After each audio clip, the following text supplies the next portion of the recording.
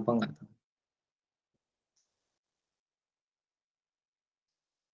Oh, sudah aman berarti, nggak ada yang perlu dikeluarkan.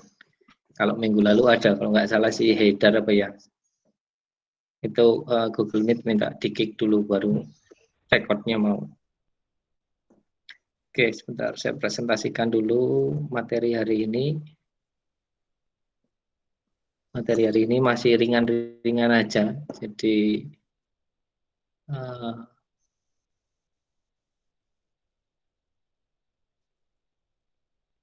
masih pemanasan gitu ya, biar nggak sepaneng. Oke, ini sudah tampil ya? Udah, Pak. Oke, kalau saya full screen tampil nggak? Oke, mau tampil Pak, tampil Pak itu. Dari atas, sebentar. Udah, Pak. Oke.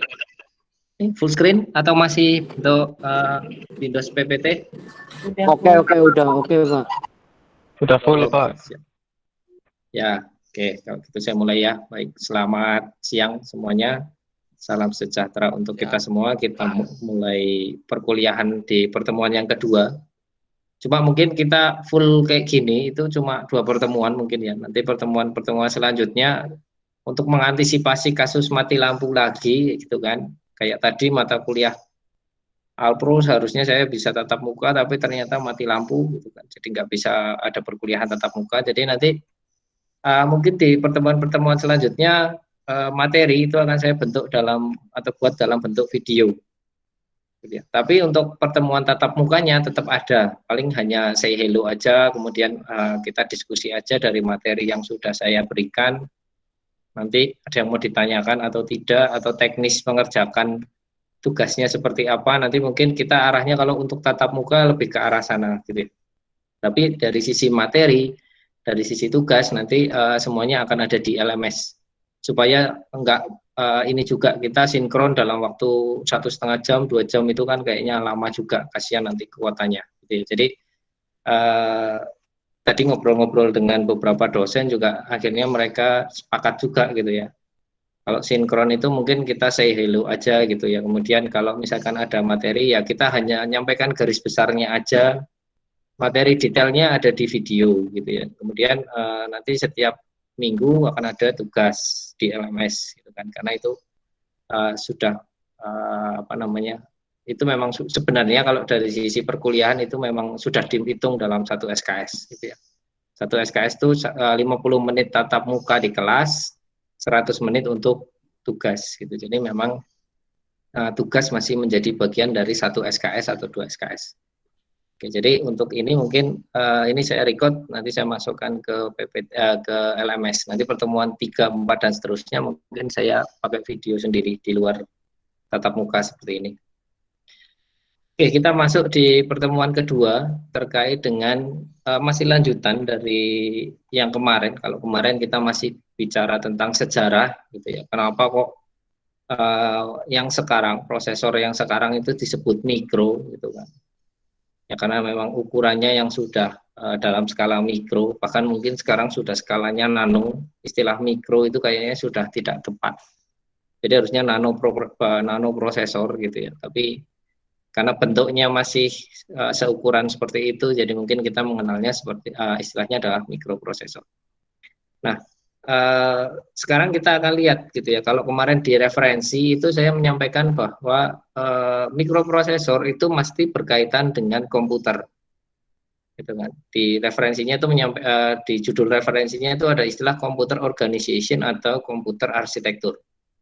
Jadi ketika kita membahas mikro, mau nggak mau kita akan menyinggung yang namanya sistem komputer, gitu ya. Nah, komputer kalau diistilahkan di dalam mikroprosesor ini disebut dengan istilah sistem mikroprosesor, gitu ya. Jadi istilah sistem mikroprosesor itu sebenarnya kalau di mindset kita atau di mindset orang awam itu adalah komputer. Tetapi apakah hanya komputer saja, gitu kan? Ya kita lihat aja. Ini istilah komputer ya. Komputer ini disebut dengan mikrokomputer. Itu kenapa? Karena prosesornya itu menggunakan microcontroller. Ini yang saat ini sedang teknologi yang sedang berkembang gitu ya. Ada namanya komputer desktop, ada namanya ini sebenarnya PC tablet gitu ya. Jadi kayak komputer tapi bisa dilepas jadi tablet. Ini bagian bawah keyboardnya, ini sambungannya gitu ya. Nah ini layarnya. Jadi ini PC tablet sebenarnya atau laptop tablet. Laptop tuh in one biasanya orang mengenal. Ya. Nah, kalau yang ini dinamakan desktop. Kalau yang ini namanya laptop. Ada yang tahu kenapa ini kok namanya desktop, yang ini namanya laptop? Ini sama-sama komputer. Kenapa kok disebut dengan ini, yang hitam gede ini disebut desktop, yang kecil kayak gini disebut laptop, atau mungkin kalau yang lebih kecil lagi orang mengenalnya dengan netbook. Notebook, kemudian kecilnya netbook. Nah, kira-kira kenapa itu?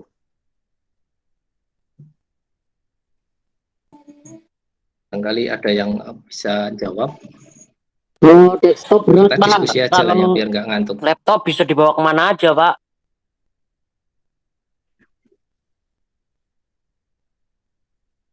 Mungkin dari ukurannya, Pak. Oke, kalau laptop bisa dibawa kemana aja. Kalau desktop, sama. oke, kalau satu berarti dari sisi fleksibilitas ya. Iya, Pak. Tapi kenapa kok diistilahkannya dengan istilah desktop dan laptop? Dex itu apa? Ini istilah Dex itu apa? Desktop bisa, Pak. Sini ada istilah lab juga. Itu di atas. Jadi memang komputer yang ini, yang gede ini, itu peruntukannya memang untuk diinstalasi, dia tetap modelnya dipasang di sebuah meja. Kenapa itu disebut dengan komputer desktop? Kalau laptop, lab itu kalau nggak salah pupu gitu ya, pangku atau pupu gitu. Jadi komputer yang memang bisa kita pangku. Jadi istilahnya kenapa disebut laptop. Jadi netbook, notebook itu sebenarnya istilahnya adalah laptop. Itu kita bisa pangku gitu ya.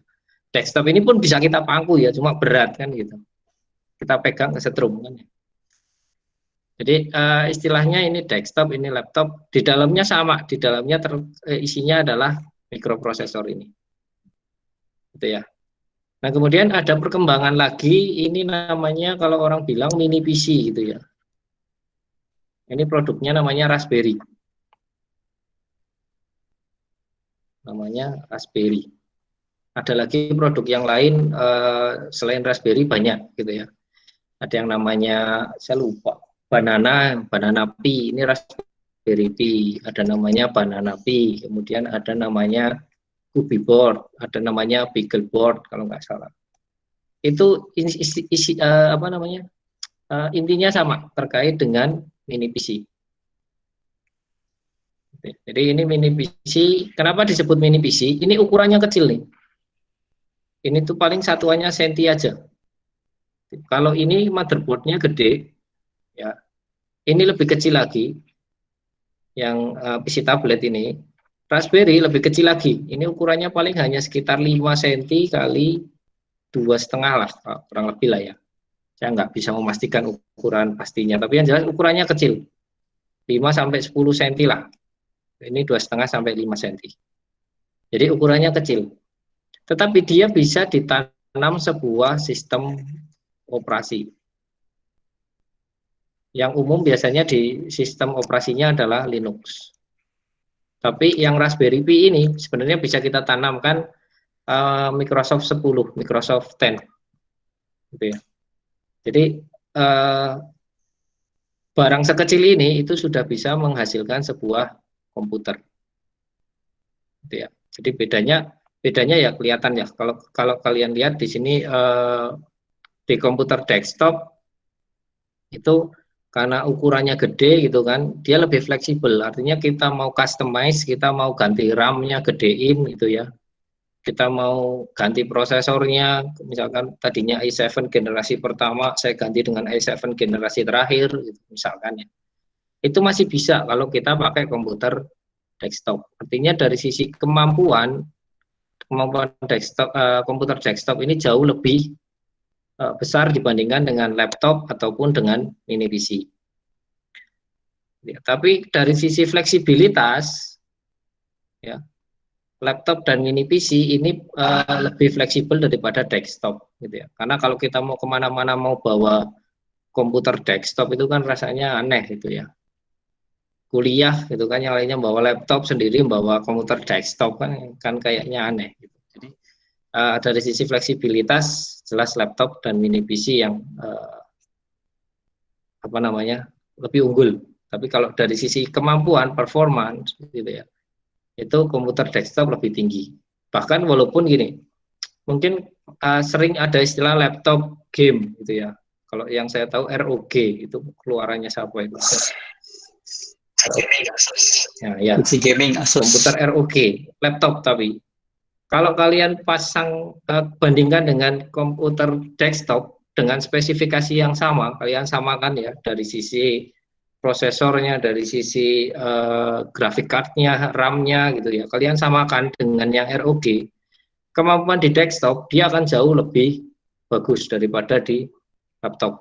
Jadi walaupun laptop itu punya kemampuan untuk gaming, ya, tapi dia masih kalah performa dibandingkan dengan komputer yang di desktop. Walaupun dari sisi spesifikasi sama. Ya, kenapa? Karena kalau di desktop jelas ini dari power supply-nya aja sudah segede itu, gitu ya.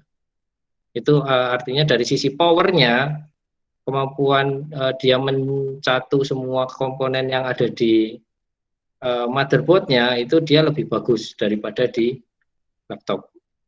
Ya, dan laptop itu sebenarnya peruntukannya bukan untuk game, hanya mungkin karena sisi spesifikasinya yang tinggi aja, gitu kan. Jadi dia bisa didedikasikan untuk game, tapi sebenarnya tidak disarankan untuk game. Kalau kalian mau main game, mending pakai komputer desktop, gitu ya.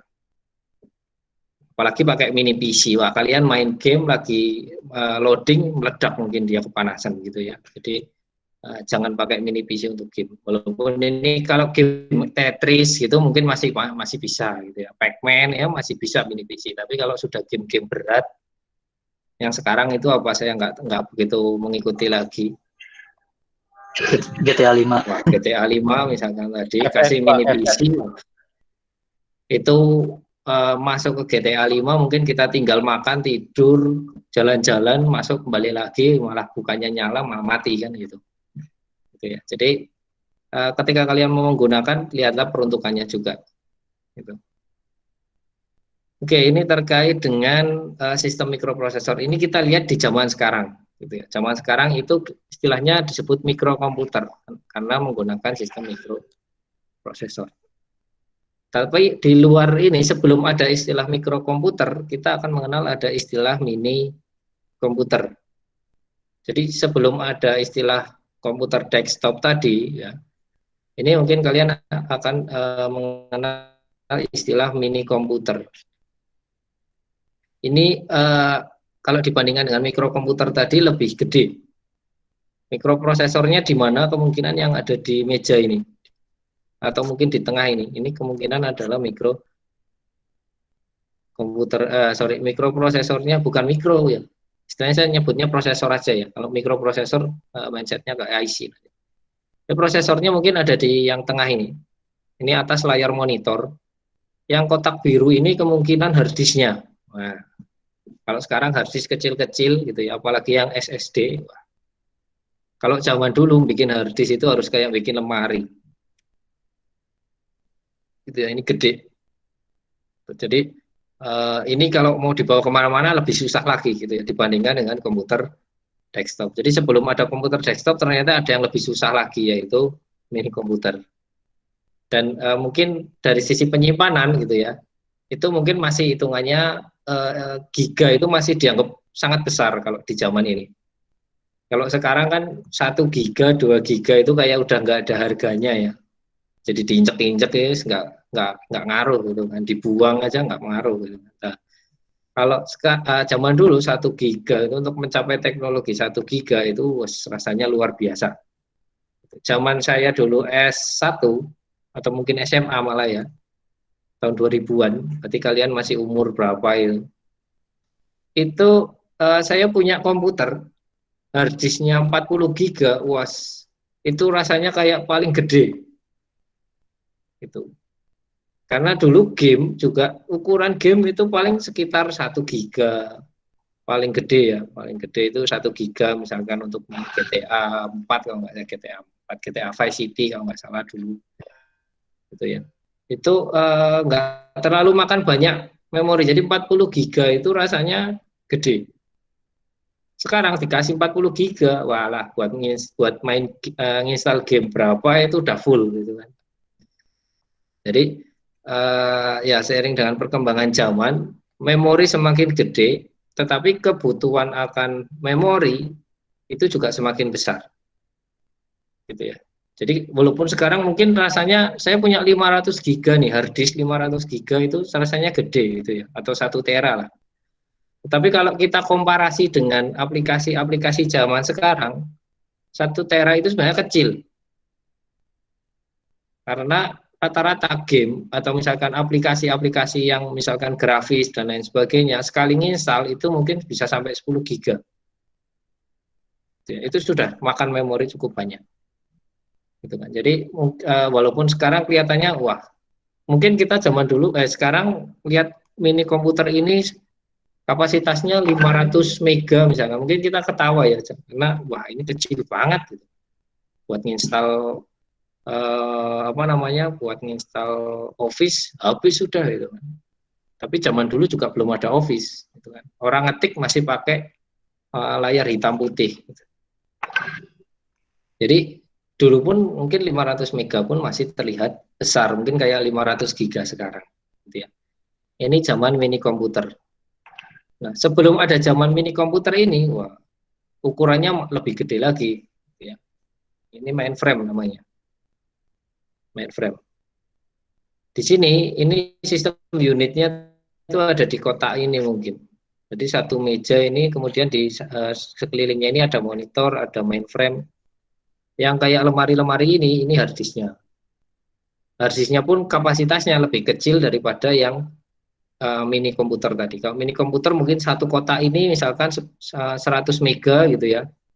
Kalau ini masih hitungannya 100, masih hitungan kilo kalau nggak salah. Gitu ya. Jadi ini hitungannya masih masih dari sisi kapasitas itu masih lebih kecil. Ya. Kemudian, nah pertanyaan saya adalah teknologi mainframe ini sampai sekarang kira-kira masih ada yang pakai nggak?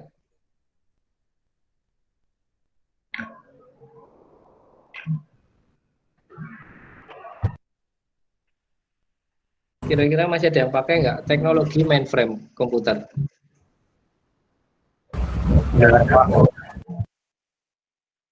Hah? Nggak ada. Oke. Ya. Kalau dari sisi storage-nya mungkin sudah nggak ada gitu. Sekarang kan kita jarang ya lihat satu lemari gini cuma 1 kilo atau 1 mega. Waduh. Kalau saya mau beli mainframe, wah saya harus nyiapin rumah itu, bukan nyiapin ruangan lagi itu. Tapi sebenarnya teknologi mainframe ini diadopsi juga biasanya untuk server bank atau mungkin server-server yang lain. Ya. Jadi teknologi mainframe ini sebenarnya mungkin sekarang masih dipakai, tetapi dia hanya mengadopsi cara pembagian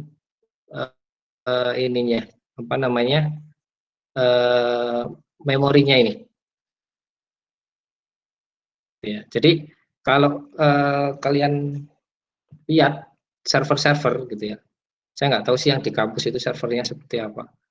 Biasanya prosesor atau komputer itu hanya satu set aja di sini. Misalkan kita punya satu monitor set gitu ya. Kemudian yang lain, rak-rak yang lain itu isinya adalah storage. Kalau ada mungkin ada yang komputer dijadikan sendiri-sendiri, itu ya ada gitu ya. Server yang modelnya seperti itu.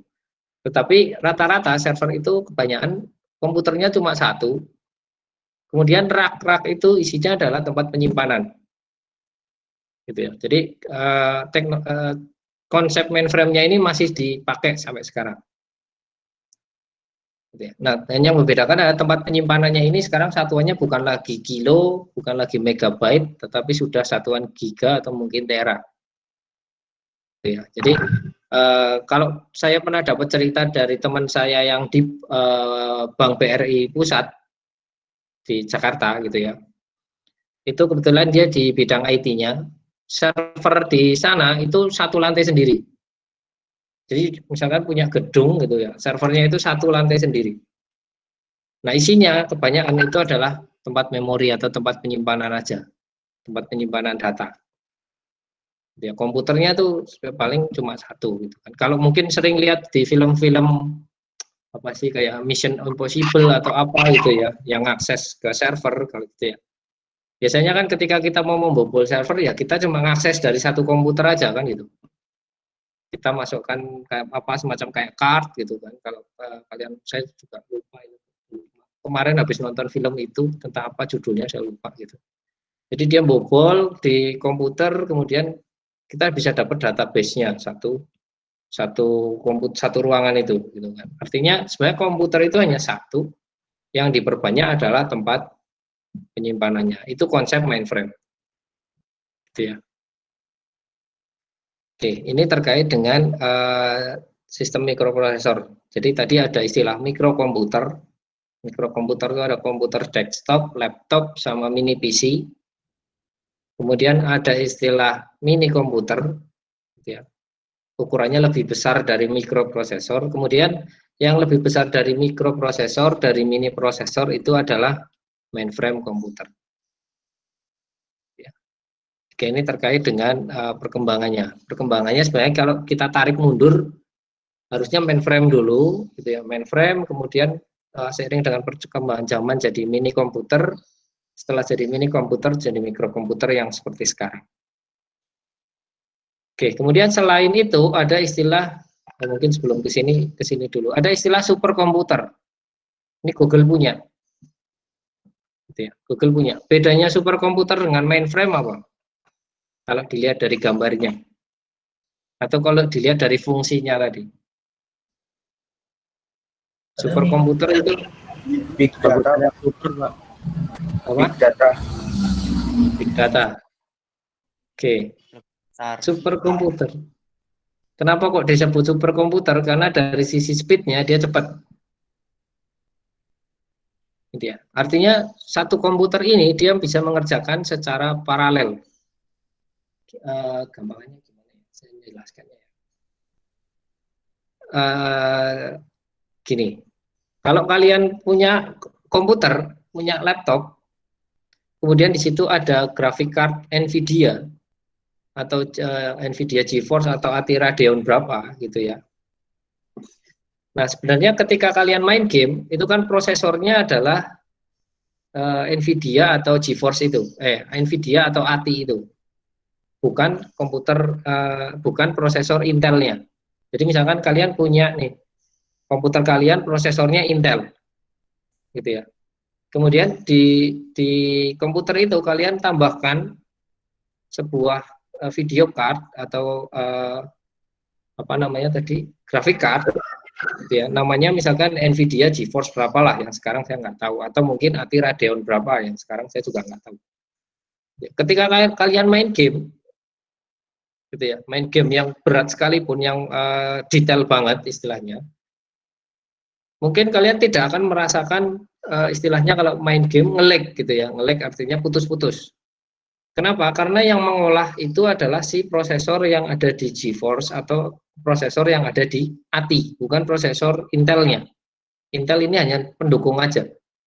Tapi pengolahnya itu sebenarnya ada di GeForce-nya atau di ATI-nya. Nah, prosesor yang ada di ATI ini, itu dia kerjanya bisa seperti secepat itu karena dia menggunakan konsep paralel. Jadi misalkan ada data 10, dibagi ke 10 jalur. 10 jalur, 10 prosesor gitu ya. Nanti dia ngerjakan sendiri-sendiri jadi satu lagi. Gitu kan. Makanya ada istilah misalkan main game itu 30 frame per second. Kalau pakai Intel biasa untuk dapat 30 frame per second mungkin dia akan cekat-cekot gitu ya. Tapi kalau pakai GeForce, pakai ATI Radeon misalkan 20 frame per second gitu, dia nggak akan merasa berat. Kenapa? Karena dia kerjanya paralel. Kerjanya dibagi gitu ya. Bukan dia mikir sendiri, tapi dia dibagi ke otak yang lain, suruh ngerjakan bareng-bareng, kemudian dikumpulkan lagi jadi satu. Nah, prinsip superkomputer itu juga sama. Superkomputer itu prosesornya dia menggunakan konsep paralel. Satu box ini kan kayak ada banyak box ya, 1, 2, 3, 4 gitu ya. Satu box ini itu isinya adalah prosesor yang bisa mengerjakan secara paralel. Gitu ya. Jadi ini bukan kalau di mainframe satu kotak ini satu tempat penyimpanan. Satu kotak berarti misalkan yang saya centang ini ada 4, berarti ada 4 tempat penyimpanan. Gitu ya. Tapi kalau di superkomputer yang saya centang ini adalah komputernya, prosesornya. Jadi prosesornya dia ada 4 yang bisa mengerjakan secara paralel. Gitu ya. Google pakai ini untuk apa? Search engine. Makanya ketika kalian ketikkan keyword apapun yang ngawur pun sekalipun gitu ya, Google dalam waktu sekian detik dia langsung bisa melakukan pencarian cepat. Karena dia menggunakan teknologi super komputer. Jadi di sini dia prosesnya cepat nih. Gitu kan. Kita masukkan IELTS, langsung cepat nih. Di sini dia proseskan, langsung dikeluarkan banyak. Ya, ini istilah super komputer. Jadi bedanya dengan teknologi mainframe, kalau super komputer itu satu box ini isinya komputer yang bekerja secara paralel. Gitu ya. Paralel itu dalam artian satu komputer ini bisa berdiri sendiri sebenarnya. Jadi ini kayak graphic card gitu ya. Kalau yang biasa main mining, main apa itu namanya Bitcoin, nah, itu juga biasanya kan kita nambahin video card gitu kan, graphic card kita perbanyak. Gitu kan. Prinsipnya sama sebenarnya, kita mau menciptakan super komputer. Ya, supaya mungkin sekali 1 menit dapat sekian ETH gitu kan. Nah, kalau di Google, kalau Google suruh main Bitcoin, wah menang banyak dia kan gitu. Super komputernya banyak. Oke, ini terkait dengan teknologi sistem mikroprosesor. Kemudian tadi ada istilah microcontroller. Di mata kuliah ini istilahnya adalah mikroprosesor dan microcontroller. Nah, kalau di microcontroller ini kayak tadi saya punya mini PC, mana ya tadi mini PC ya? Saya punya ini mini PC atau punya laptop atau punya komputer dalam satu chip ini. Jadi satu chip ini itu isinya adalah satu set sistem mikroprosesor.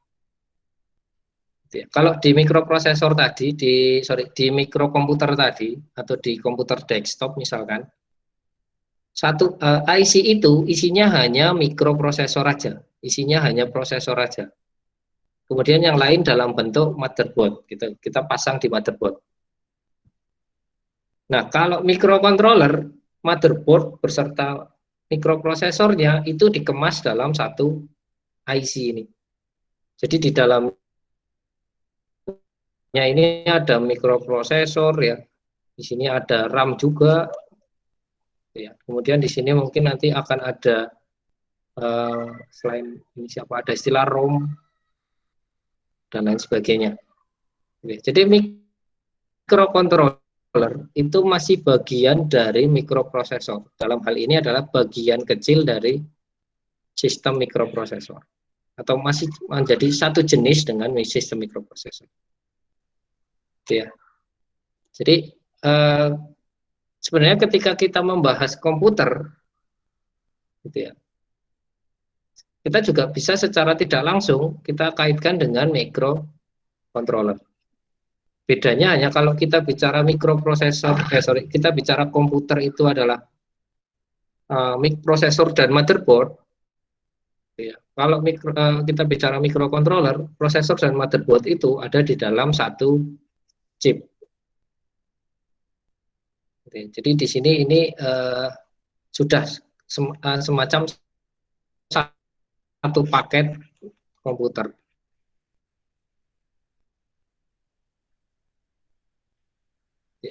Cuma ya karena dia dikemas dalam chip seperti ini, dia punya keterbatasan. Ya, kalau komputer dengan paket yang isinya hampir sama, itu bisa diinstal sistem operasi Windows atau Linux atau Mac gitu ya. Tapi kalau mikrocontroller ini dia nggak bisa, karena memang sudah dikemas seperti ini. Jadi ukurannya pun sudah jelas, RAM-nya berapa, ROM-nya berapa, nggak bisa kita tambahi. Gitu ya. Mikroprosesornya pun nggak bisa kita ganti, karena di dalam. Kalau kita mau ganti mikroprosesor, ya kita ganti ke mikrocontroller yang lain. Jadi bedanya antara istilah mikroprosesor dengan mikrocontroller, itu adalah kalau mikroprosesor, itu isinya hanya prosesor aja, gitu ya. Isinya prosesor apa nanti kita lihat di slide selanjutnya. Tapi kalau mikrocontroller itu isinya adalah mikroprosesor plus komponen yang lainnya yang ada di motherboard, gitu ya. Jadi bedanya di situ antara mikroprosesor dan mikrocontroller. Oke, kemudian jadi kalau kita bicara apa itu sistem mikroprosesor, kita bisa dapat pengertiannya ya. Kurang lebih ini, silakan dibaca sendiri aja.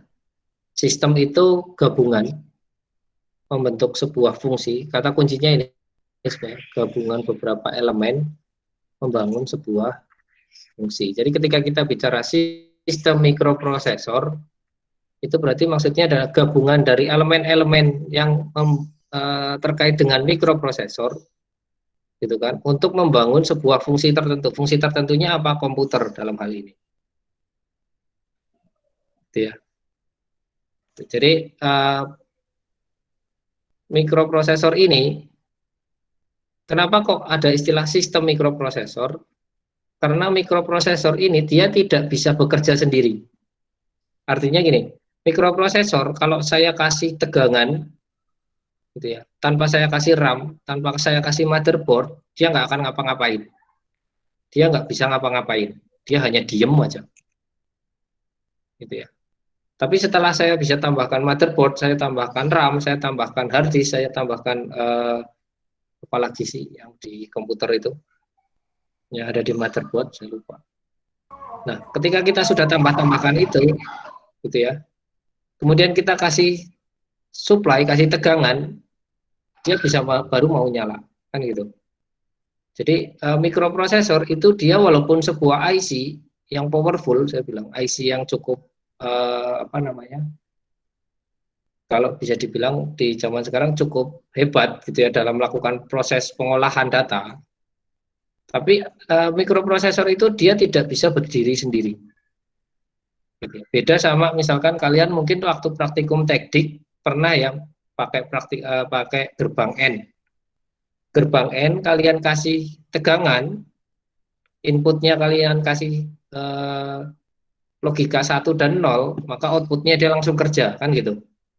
IC itu dia bisa langsung kerja ketika saya kasih tegangan.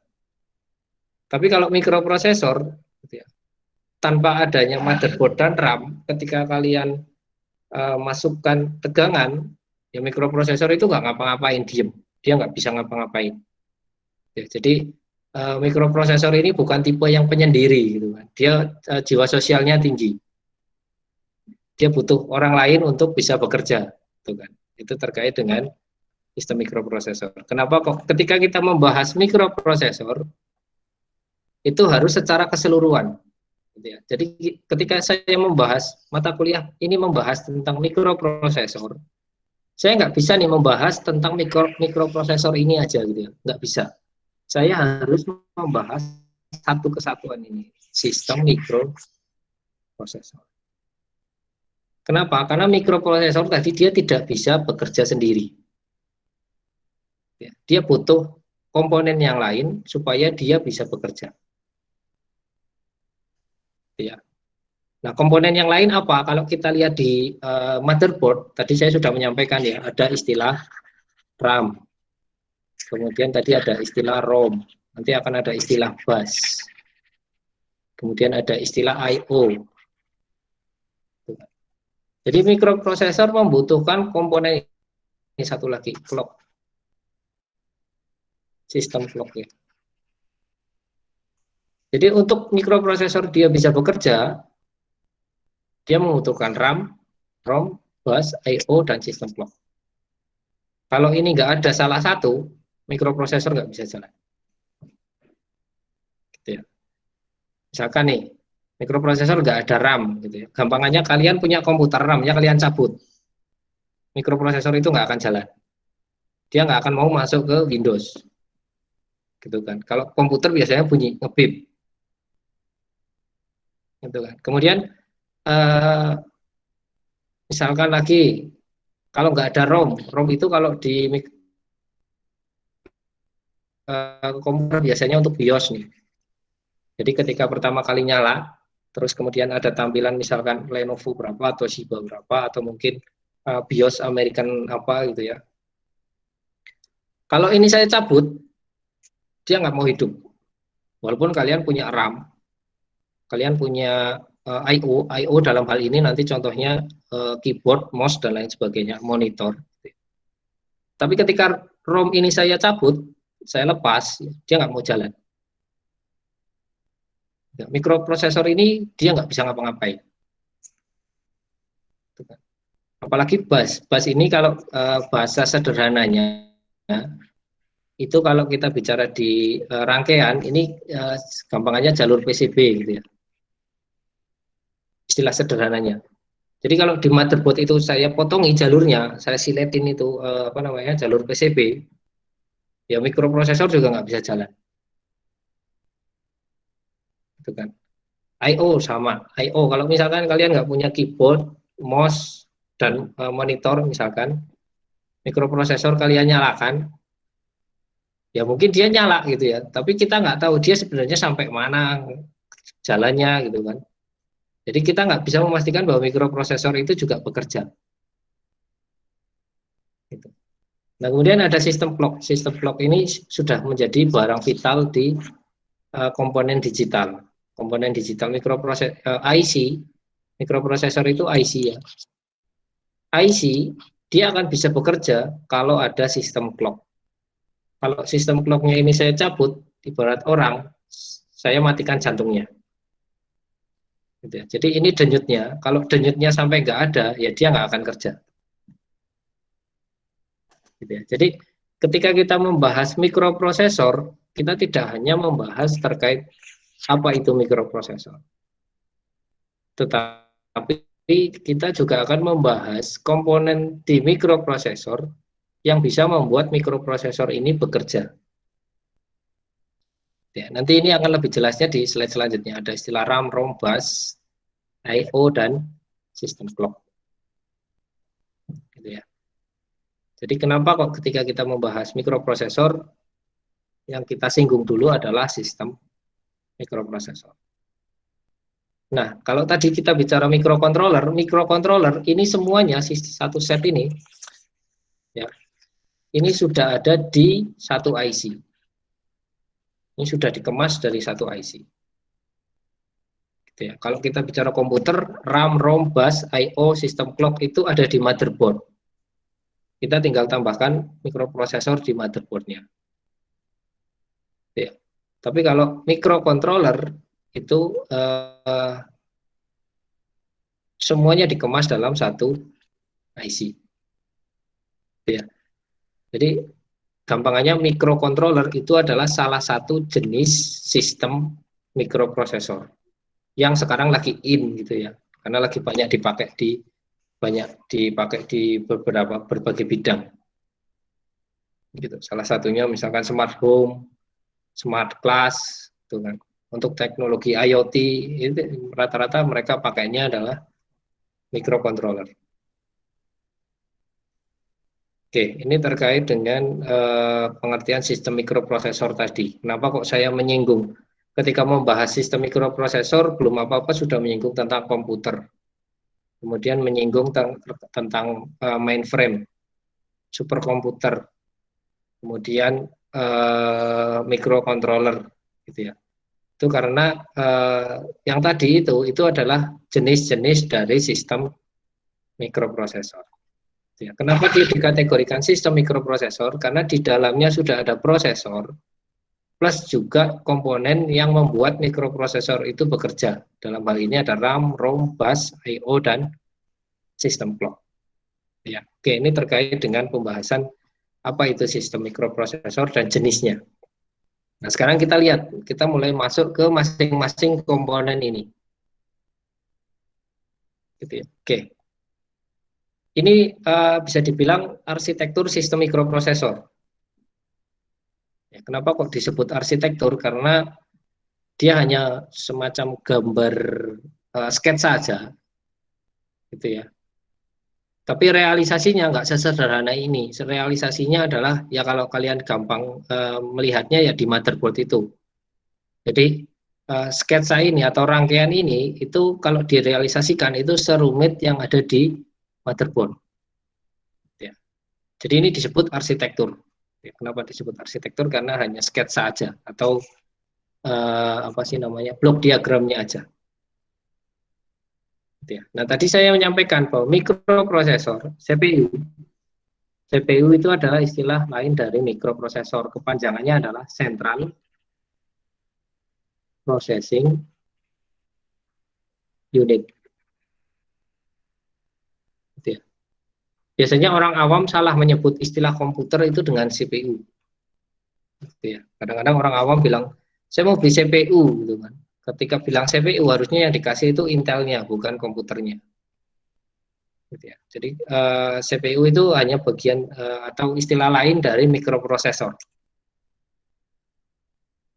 Jadi jangan sampai kalian orang teknik elektro gitu kan ke toko komputer bilang saya mau beli CPU 1, tapi sebenarnya yang kalian inginkan komputer, itu salah ya. Kalau sampai itu terjadi, wah fatal itu. Jadi jangan bilang CPU itu komputer. Oke, kemudian tadi ada istilah RAM, ya, ada istilah ROM. Jadi mikroprosesor ini pasti akan bekerja membutuhkan RAM, ROM. Kemudian ini yang lainnya I/O, printer, kemudian monitor ini output, ya, printer sama monitor ini output. Kenapa output? Karena dia dikasih perintah oleh CPU. Gitu ya. Jadi kalau sebuah perangkat yang dia bekerja ketika dikasih perintah oleh CPU atau dikasih perintah oleh mikroprosesor itu disebut dengan output. Kemudian keyboard ini disebut dengan input. Gitu ya. Kenapa? Karena ketika kita menekan keyboard, dia akan memberi data ke komputer. Dia akan memberi data ke mikroprosesor. Jadi ketika saya ngasih A, gitu kan, sebenarnya ada data A masuk ke mikrocontroller, mikroprosesor. Gitu ya. Jadi data A itu nanti akan masuk ke mikroprosesor. Makanya ini disebut dengan input. Ya, tapi kalau printer sama monitor, dia sifatnya adalah menunggu perintah dari mikroprosesor. Kalau mikroprosesor minta A-nya tadi ditampilkan ke monitor, maka monitor akan menerima perintah untuk menampilkan huruf A. Jadi monitor itu disebut dengan output. Keyboard disebut dengan input. Disk ini maksudnya adalah memori. RAM dan ROM ini juga memori.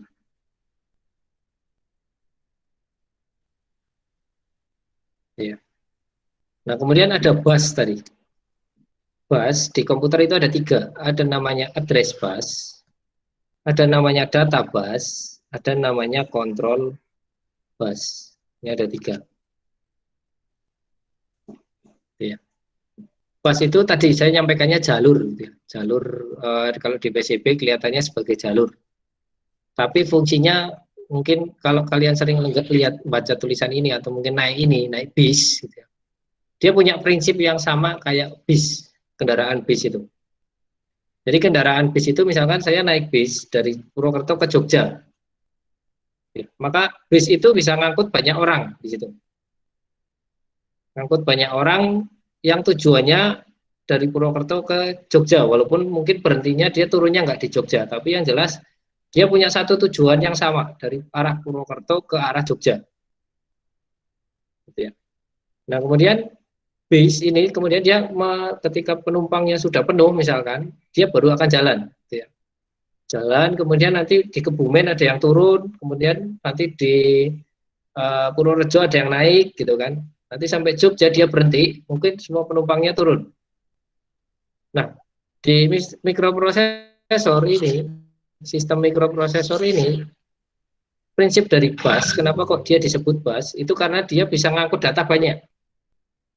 Jadi nggak cuma kalau kita bicara di jalur PCB itu kan cuma jalur data yang diangkut sama satu gitu ya. Tapi kalau di komputer di motherboard gitu ya, satu jalur itu bisa ngangkut banyak data. Banyak data ini nanti akan diarahkan ke ini kalau kalian lihat tanda panahnya. Banyak data ini akan diarahkan ke RAM, ke ROM, ke printer, disk, memori, monitor dan keyboard. Dari arah mikroprosesor. Jadi dari arah mikroprosesor nanti dia bawa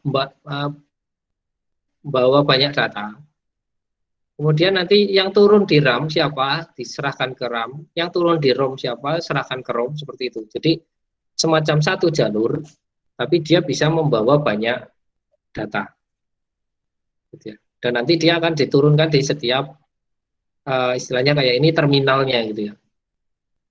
Jadi prinsipnya sama kayak kendaraan bis. Kenapa dia disebut bis? Mungkin prinsipnya kayak gitu ya. Karena dia ngangkut banyak, kemudian dalam sekali jalan itu bisa langsung diturunkan di mana, dinaikkan di mana dan seterusnya. Nah, di mikroprosesor ada istilah address bus atau kalau bahasa Indonesianya ini adalah bus alamat. Kemudian ada data bus atau bus data, ini tinggal dibalik aja sih ya, karena bahasa Indonesianya data ya data. Kemudian kontrol bus itu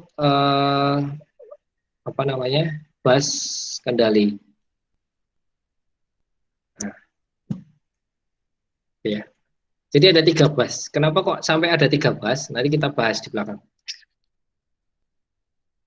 Ada istilah bus kendali, ada istilah bus data, ada bus alamat.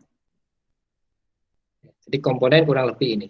Nah kalau saya spesifikkan lagi dari arsitektur ini, kalau saya spesifikkan lagi komponennya itu kurang lebih ini. Ada istilah mikroprosesor tadi ya, yang paling gede kotaknya.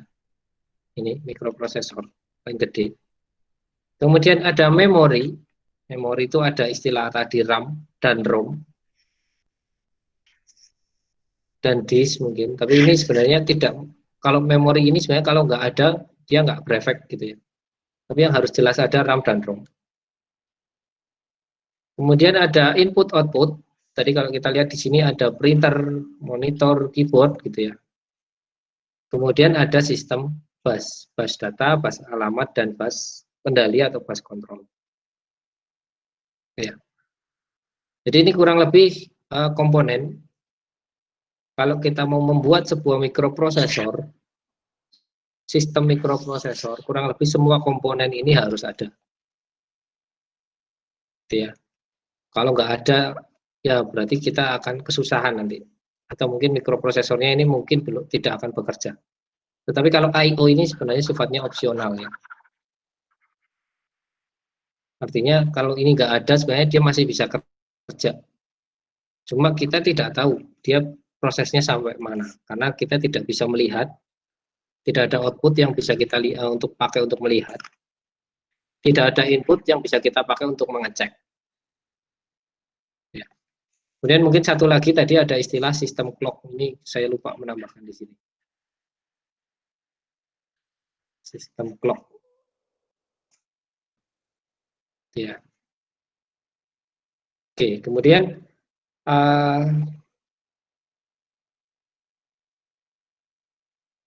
ya, kemudian tadi memori, ada istilah RAM dan ROM.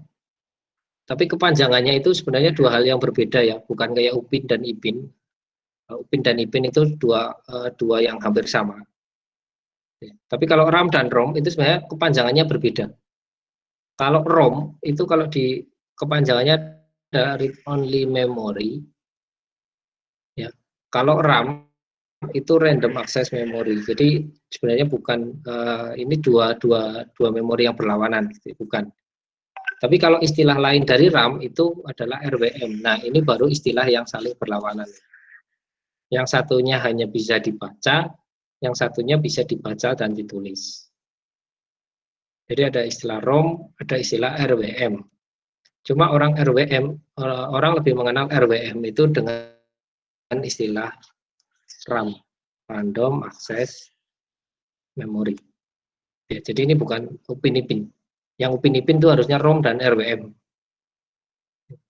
Kita nggak bisa bilang ROM dan RAM ini sebagai Upin Ipin, karena secara pengertian sudah berbeda. Oke, ini terkait dengan memori. Kemudian input-output tadi sudah sedikit saya singgung, sistem bus juga sudah saya singgung. Gitu ya. Tapi mungkin saya detailkan lagi. Sistem bus di sini tadi ada bus data, ada bus alamat, dan bus kontrol. Bus data ini berarti jalur, tadi saya bilang jalur ya, atau bus, atau kendaraan gitu lah ya, kendaraan bis yang membawa data, dari namanya aja kelihatan lah. Bus data, dia membawanya data. Kemudian bus alamat dia berarti membawa alamat. Alamatnya siapa? Alamatnya memori. Memori itu punya alamat. Kontrol ini dia membawa perintah. Perintah. Jadi di komputer itu dia punya bagian-bagian sendiri nih.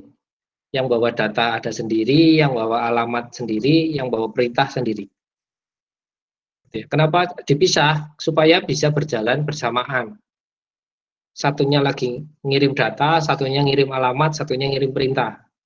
Jadi ketika alamatnya sudah sampai, balik lagi dia ngambil alamat yang lain. Gitu kan. Jadi bisa jalan bareng antara data, alamat, dan perintah.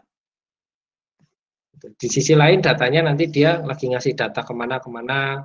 Di sisi lain bus control lagi ngasih data kemana-kemana gitu ya. Jadi kenapa dipisah? Karena dia supaya bisa berjalan paralel antara data, alamat, dan perintah. Nah, cara kerjanya mungkin seperti ini. Ini ada mikroprosesor. Tadi CPU kalau di sebelumnya. Misalkan di sini ada memori nih, memori namanya RAM misalkan ya, Random Access Memory. Kemudian ada istilah bus alamat, ada istilah bus data, kemudian ada istilah bus control atau bus kendali. Bagaimana cara kerjanya? Yang pertama, mikroprosesor, ya, CPU ini ngasih alamat dulu ke memori. Jadi misalkan di sini alamat 2000 nih. Ini memori berarti nanti dia akan nyari alamat 2000. Gitu ya. Jadi memori itu isinya kurang lebih gini. Saya punya memori, ya, memori. Kemudian di memori ini ada satu segmen, biasanya ini istilahnya satu segmen gitu ya. Setiap segmen itu punya alamat. Ini misalkan alamat yang ke-0. Ini alamat ke-1, ini ke-2, ini ke-3, ini ke-4. Setiap alamat dia punya data yang disimpan di sini. Ya. Jadi gampangannya saya punya ini satu coupling perumahan. Ya. Perumahan itu punya nomor rumah. Ya, rumah-rumah itu punya nomor rumah. Ini nomor rumahnya. Kemudian di dalam rumahnya itu ada orangnya, sejumlah orang itu berarti itu datanya di sini. Ya. Nah, ketika kita mau nyari orang di misalkan kita mau nyari, misalkan kalian mau nyari alamat saya, misalkan, yang kalian tuju adalah alamatnya dulu kan, tuh ya. Nah, mungkin kalian nyari namanya dulu. Tuh kan. Jadi kalian nyari alamatnya dulu. Karena yang namanya Heriawan mungkin banyak. Yang alamat mungkin bisa lebih spesifik lagi. Nah, ketika alamat sudah ketemu, nanti tinggal nih diketok ketemu orang yang di rumah gitu kan, mau nyari Pak Heriawan. Nah, nanti baru datanya bidik ambil di sini. Ya, itu tadi kan analogi dari bus data, bus alamat dan memori. Nah, tadi terus setelah ketemu orangnya, kalian mau apakan gitu kan? Kalian mau ajak jalan atau mungkin mau bertamu ke tempat saya gitu, ngobrol di rumah saya gitu kan? Itu nanti yang ininya adalah di bus kendalinya. Gitu ya. Suara apa ini? Jadi ada tiga bus yang punya peran pisah-pisah. Ada namanya bus alamat, bus data, dan bus jam 3 aja, dan bus kendali. Gitu ya. Yang pertama tadi mikroprosesor mengakses alamatnya dulu. Jadi dia akan mengakses alamatnya dulu lewat bus alamat. Setelah ketemu alamatnya, gitu kan, nanti memori di sini dia akan siap nih. Dia akan menyiapkan alamatnya tadi. Misalkan di dalamnya kosong atau misalkan ada data gitu ya. Setelah ketemu bus alamatnya, nanti mikroprosesor akan mengirimkan perintah melalui bus control. Jadi setelah alamatnya ketemu, mikroprosesor bilang ke memorinya, misalkan dia mau nyimpen data, dia mau ngambil data yang ada di situ, gitu kan. Lewat bus control, nanti mikroprosesor bilang ke memorinya, saya mau ngambil datanya. Ya. Nah, kemudian setelah dia dapat perintah, saya mau ngambil datanya, maka nanti memori akan mengasihkan datanya lewat jalur data. Ya. Jadi kalau bus alamat itu hanya dari mikroprosesor ke memori, maka di sini kalau digambar satu arah aja, tanda panahnya ya, nggak bolak-balik. Kalau bus control juga satu arah aja, dari mikroprosesor ke memori. Nah, kemudian kalau bus data itu dua arah, artinya bisa dari memori ke microcontroller atau dari microcontroller ke memori. Kalau dari microcontroller ke memori dari mikroprosesor ke memori, berarti dia nyimpen data. Tapi kalau dari memori ke mikroprosesor, berarti dia baca data. Gampangannya kayak gitu. Jadi proses paling sederhana perintahnya itu cuma membaca atau tulis, load atau save. Kalau load, berarti nanti memori akan mengasihkan data ke mikroprosesor. Tapi kalau save, berarti nanti memori itu akan membukakan tempat penyimpanannya, gitu ya.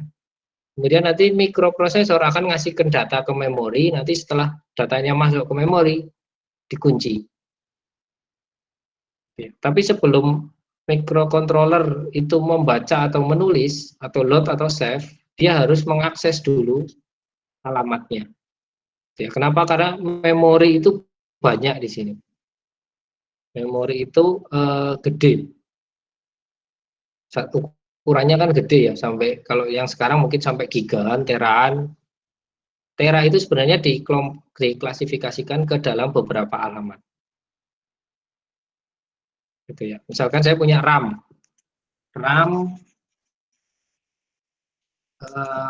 misalkan 2 GB D, kecil ya kalau sekarang diinstal Windows 10, wah cekot-cekot dia.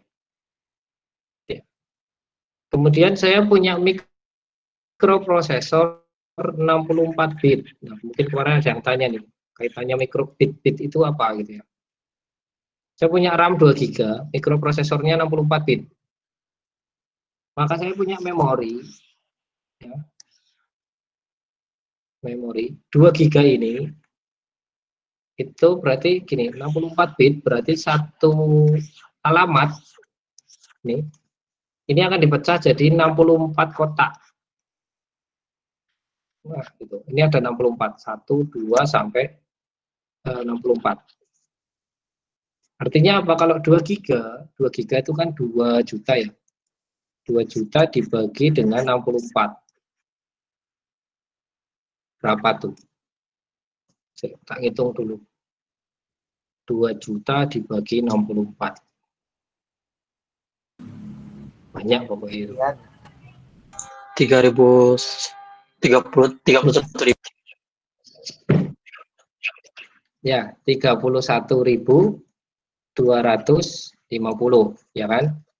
Berarti sebenarnya memori ini dia punya tempat penyimpanan 0, 1, 2 sampai 31.250. Gitu ya. Jadi maksudnya RAM hubungannya dengan 32 bit, 64 bit itu ke sini nanti efeknya. Nah, kalau misalkan mikroprosesornya 32 bit, maka nanti di sini berarti satu alamat ini dia hanya bisa nyimpan 32. Artinya apa? Di sini berarti nanti 2 kali lipatnya, kan gitu. Jadi 62.550 ya, 2.500-an lah. Ini kalau saya pakai 32 bit. Kalau pakai 64 bit, alamatnya jadi lebih sedikit. Itu kenapa Microsoft misalkan saya punya Windows 10 64 bit gitu ya. Saya install dengan RAM 2 GB dan RAM 4 GB itu rasanya beda. Kenapa? Karena dari sisi alokasi alamatnya dia akan lebih banyak yang 4 GB gitu ya. Jadi jangan bangga gitu, 4 GB itu banyak gitu ya. 4 GB itu cuma 62.000 aja alamat. Satu alamat itu hanya dipakai untuk satu data. Kalau kalian punya angka 0, kalian nyimpen data 10 sama kalian nyimpen data 1 juta, ini semua akan disimpan di satu alamat aja ini. Kalau 10 berarti nanti 000 ini binarnya 10 sih berapa ya? 00 sekian sampai 1010 gitu ya, ini 10. Kalau 1 juta itu binarnya berapa gitu ya. Kalau dia masih di bawah 64 bit atau di bawah 32 bit, ini akan disimpan dalam satu kotak ini. Satu memori ini. Gitu. Jadi sebenarnya yang membuat dia pengaruh cepat atau lambat itu bukan giganya, tapi alamatnya. Semakin banyak alamat berarti semakin banyak yang bisa dia simpan. Semakin sedikit alamat berarti semakin sedikit yang bisa dia simpan. Ya. Jadi kalau saya punya RAM 2 GB, saya install 32 bit sama RAM 4 GB, Windows 10 64 bit, performanya sama. Ya, karena memorinya sama-sama di 62.500. Ya, jadi jangan memaksakan diri kalau misalkan kalian RAM-nya hanya 2 GB, jangan memaksakan diri dengan 64. Itu rasanya pasti berat. Karena memorinya akan semakin sedikit. Gitu ya. Ini terkait dengan memori. Memori, bus alamat, bus kontrol, dan bus data. Ya, nah, kemudian tadi prinsip kerjanya berarti yang diakses duluan adalah alamatnya. Setiap alamat ini pasti menyimpan data di sini. Setelah alamatnya bisa diakses lewat bus alamat, baru saya kasih perintah ke alamat itu, apakah mau saya load atau mau saya save, gitu ya. Kemudian kalau sudah dapat perintah memorinya, kalau load berarti nanti memori akan mengirimkan data ke mikroprosesor. Kalau save berarti nanti memori akan menyiapkan tempatnya. Kemudian nanti mikroprosesor akan mengirimkan data melalui jalur atau bus data. Ya, ini kurang lebih prinsip kerjanya. Jadi agak sebenarnya simple gitu ya. Kalau kita lihat di sini simple, memang simple. Gitu. Cuma karena kita bicaranya di ranah 64 bit, 32 bit, gitu ya. Ini yang bikin ribetnya di sini. Ya. Jadi 64 bit itu berarti binernya itu ada jejer 64 bilangan biner. Kalau 4 bit gitu ya, mungkin saya kasih gambaran aja. 4 bit itu berarti ada 4 bilangan biner. 0110 misalkan, ini 4 bit. Kalau 32 bit ya bayangkan sendiri aja ya. Berarti ini bilangan binernya ini ada 32 bit. Ada 32 jejer. 64 bit itu lebih panjang lagi berarti. Yang kadang susah membayangkan itu adalah karena bilangan biner ini panjang. Jadi sebenarnya mikroprosesor itu dia hanya tahu 0 dan 1. Gitu ya. Cuma kadang-kadang mikroprosesor malah lebih pintar dari kita. Gitu. Suruh ngitung yang ribet-ribet, kita kasihkan ke komputer aja suruh ngitung. Bukan. Oke, ini terkait bagaimana tadi arsitektur mikroprosesor ini bekerja. Bagaimana ya? Nah ini. Ya, jadi mikroprosesor akan mengirim dulu lewat bus alamat ke bagian ini salah satu. Kalau tadi contohnya memori, tapi nggak harus memori sih ya, bisa ke printer, monitor, keyboard gitu ya. Ini akan dikirimkan lewat jalur bus alamat. Kemudian nanti mikroprosesor akan mengirimkan perintahnya lewat bus control ini. Kemudian setelah dapat perintah, nanti masing-masing komponen ini, gitu kan, dia nanti akan memberikan atau menerima data dari mikroprosesor. Ya, itu prinsip kerjanya. Silakan diingat-ingat lagi. Pak, mau tanya. Oke. Ya, monggo. Kan contoh di komputer ya, Pak, kita mau ngejalanin suatu program. Itu kan datanya ada di ROM kan. Nah kan kalau misalkan mau ngejalanin program, data yang ada di ROM itu harus ditransfer dulu ke RAM, baru dijalanin. Oke. Nah jadi address busnya itu langsung ke ROM atau gimana? Oke. Ya. Oke, jadi kenapa kok banyak yang bilang data apa sih namanya program? Ya, misalkan saya punya disk nih, yang punya kalau ke RAM sih kayaknya enggak ya. Kalau ROM ke RAM ini komandonya langsung ke CPU. Gimana? Tapi kalau ke disk biasanya tadi dia masuk ke RAM dulu.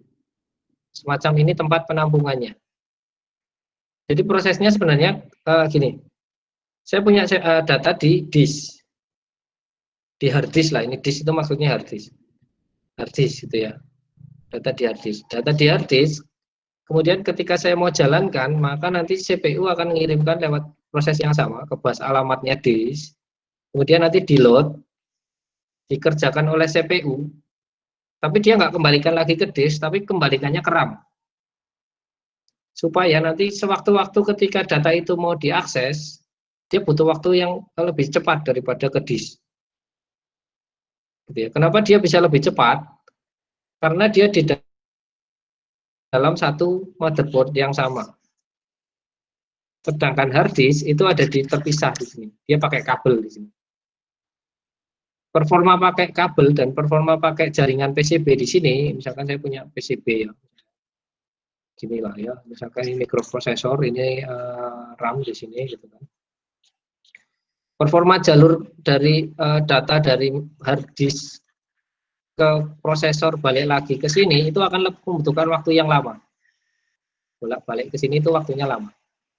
Tetapi sehingga ketika setelah mengambil data di hard disk diproses oleh komputer, jadi ini tetap prosesnya sama. Hard disk masuk ke komputer dulu, ke mikroprosesor dulu. Setelah selesai, dia bukannya mengembalikan lagi ke hard disk, tapi dia akan menyimpan dulu di RAM.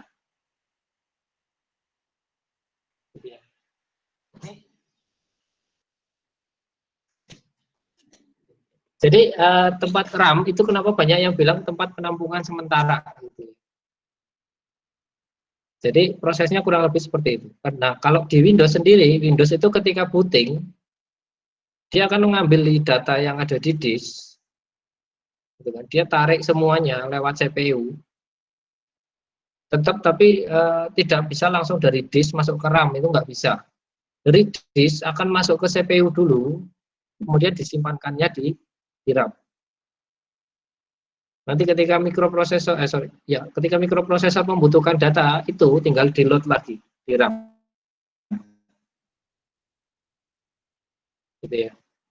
Dan sebenarnya di dalam mikroprosesor itu juga ada tempat penyimpanan lagi kecil, memori kecil, tapi dia nggak bisa nyimpan banyak. Ini untuk yang benar-benar data yang memang dipakai untuk bolak-balik. Itu kenapa kok komputer itu performanya bisa kelihatan lebih cepat. Ya, ini terkait tadi kenapa penyimpanan data di RAM. Ya. Karena tadi di motherboard ini aksesnya lebih cepat lewat jalur ini. Karena tadi di sini ada jalur bus yang secara jalur ini lebih cepat daripada menggunakan kabel. Itu Mas. Gimana Mas? Wah, makasih. Oke. Jadi prinsipnya sama gitu ya. Yang dipakai akan ada bus alamat, bus data, dan bus kendali. Nah, tadi saya bilang kenapa kok ini jalurnya dipisah gitu ya. Karena gini, ketika bus alamat selesai ngakses disk, alamat pertama di disk, gitu ya. Kemudian mikroprosesor ngasih perintah ke disk, secara paralel nanti disk ini akan ngasih data ke mikroprosesor, CPU juga akan ngasih akses alamat yang lain. Jadi satunya ngasih data, satunya ngasih alamat. Satunya nerima data, satunya ngasih alamat. Jadi dia akan prosesnya akan terus secara paralel gitu, dikerjakan secara bersama-sama. Kalau cuma satu bus aja gitu kan, berarti setelah dapat alamat, laporan lagi ke mikroprosesor gitu, sudah selesai. Jadi terus nanti dari ngambil datanya itu kan, itu kalau di jalur yang sama dia akan prosesnya lama. Itu kenapa kok jalurnya dipisah. Gitu ya. Ini terkait dengan tadi prinsip kerjanya seperti itu. Oke, mungkin ada yang mau ditanyakan lagi sebelum saya lanjut. Ini tempat saya hujan, tempat kalian hujan nggak ini? Hujan Pak. Hujan ya. Di Kita kampus siap. enggak. Oke. Oke, kalau nggak ada mungkin saya lanjut ya. Ini masih ada 30 slide lagi. Oke. Mungkin ini sekilas saja ya. Tadi karena sudah sedikit saya singgung aja. Ini bus control atau bus kendali tadi. Fungsinya untuk mengendalikan aktivitas lalu lintas. Jadi gampangannya yang sederhana tadi, load sama save. Ya. Sebenarnya yang lain banyak, tapi yang umum atau yang dasar dulu itu load sama save. Kemudian sifatnya unidireksional atau bidireksional itu maksudnya ini. Nah tadi ya. Nah ini kendalikan yang bawah ya. Sifatnya unidireksional atau satu arah. Berarti dari mikroprosesor ke komponen pendukungnya. Ini satu arah. Ya. Satu arah. Atau bidireksional. Kalau bidireksional itu seperti ini. Data bus ini. Jadi dia bisa dua arah nih. Kalau dua arah seperti ini, berarti modelnya adalah setelah mikroprosesor memberi perintah, misalkan saya mau save, gitu ya. Berarti nanti memori itu wajib memberikan umpan balik. Oke, saya siap, gitu misalkan dari sisi memorinya. Jadi mikroprosesor tetap yang memberikan perintah, memori atau komponen yang lain itu hanya semacam memberi umpan baliknya, siap atau tidak. Kalau tidak, berarti nanti dia akan ngirim lagi, berapa saat kemudian nanti dia akan dapat feedback lagi. Ya. Tapi yang umum biasanya satu arah aja. Ya, ini contohnya, proses pembacaan data dari memori ke mikroprosesor, Kemudian penulisan data ke memori dari mikroprosesor. Ya, sentralnya tetap di sini, mikroprosesor. Oke, ini bus control. Ya, ini perintah yang lain. Reset, interrupt, dan lain sebagainya ini, tapi tidak kita singgung. Ya, karena yang banyak dipakai adalah load dan save aja. Oke, kemudian ada bus alamat. Ya, ini tadi membawa data alamat pada memori atau input-output device. Ya, jadi sifatnya unidireksional, artinya dari mikroprosesor ke memori atau ke I/O. Ya, jadi ini murni satu arah. Kemudian lebar jalur menentukan banyak lokasi memori yang dapat diakses. Jadi ya, yang dimaksud tadi, yang maksud lebar jalur ini tadi kaitannya dengan peta memori ini. Ya. Ini di sini ada 0, 1 sampai tadi 31.250 misalkan 1, 2 dan seterusnya gitu ya. Ini berapa bit nih? 8, 10, 16 kalau nggak salah ya. Misalkan ini 16 bit. Ini kalau dibinarkan maksimal di angka 16 bit, berarti nanti lebar jalurnya itu 16 bit. Berarti ada mikroprosesor, ini memori gitu ya, misalkan dengan alamat dari 0 sampai 31.000 sekian. Ya. Ini nanti jalurnya banyaknya ini ada 16 bit. 16 jalur. Ya, ini yang dijadikan satu bus namanya. Bus alamat. Gitu ya. Jadi lebarnya ini itu menentukan seberapa banyak memori yang bisa diakses. Kalau 16 berarti 2 pangkat 16. Anggaplah tadi 31.250 ini benar atau enggak, saya lupa. Gitu ya. Kalau jalurnya cuma 8, 2 pangkat 8 berarti berapa nih? 256 ya. 256 tempat penyimpanan. Nah, ukuran tempat penyimpanannya ini siapa yang menentukan? Bus data. Ya. Jadi ini hanya untuk menunjukkan seberapa banyak memorinya.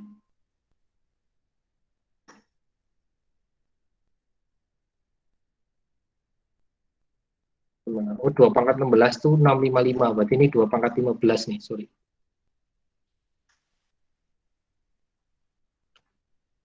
Itu ya. Oke, kemudian tadi bus data. Bus data ini yang membawa tadi ya, data dan program. Jadi ke Windows-nya gitu kan, itu dikirimnya lewat bus data. Sifatnya bidireksional, artinya dari mikroprosesor ke memori atau I/O atau sebaliknya. Ya, jadi dua arah. Kalau digambar tadi kurang lebih ini mikroprosesor, ini memori, ini bus data, sifatnya dua arah. Berarti tanda panahnya bolak-balik. Nah, ini lebar jalur menentukan besarnya data pada setiap alamat. Ya, jadi kalau komputer tadi 32 bit atau 64 bit, berarti nanti ukurannya adalah satu kotak kecil ini, satu alamat ini itu akan dipecah jadi 32 bit atau 64 bit. Kalau mikroprosesor 8 bit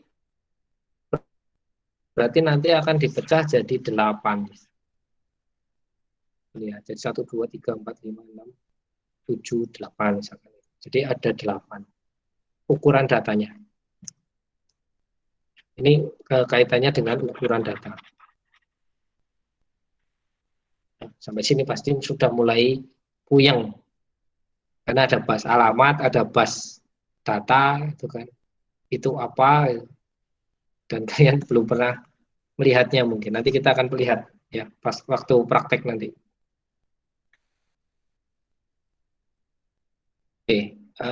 Memori. Mungkin saya skip aja ya biar nggak kelamaan. Memori, kalau kita bicara memori itu ada istilah kapasitas memori, ada istilah peta memori, ada istilah akses time. Yang saya gambar seperti ini, satu memori seperti ini, ya. Terus kemudian di dalamnya ada kotak-kotak lagi, kemudian di sini ada alamat 012 sampai 31250. Ini disebut dengan peta memori. Ini ya, petanya yang bawah. Jadi untuk menentukan ukuran memori itu bisa kita lihat dari peta memorinya. Alamatnya ada berapa? Ini kalau di sini berarti alamat itu X, X-nya ada berapa? Datanya itu Y-nya, lebarnya data itu Y. Ya sama kayak kita nyari luasan sebenarnya.